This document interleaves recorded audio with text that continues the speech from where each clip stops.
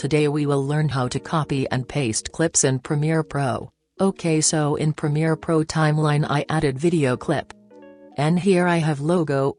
I want to copy it and paste it here. Adjust the time marker where you want to paste. Press Ctrl+C for copy, and press Ctrl+V to paste. But unfortunately Premiere pasted it on our first track. Now press Ctrl+Z to undo it. Before pasting it directly, make sure you select track where you want to paste it.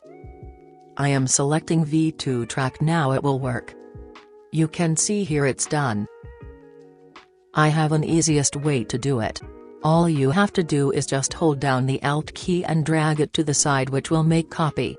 I hope it will help you. Thanks for watching, see you in next video.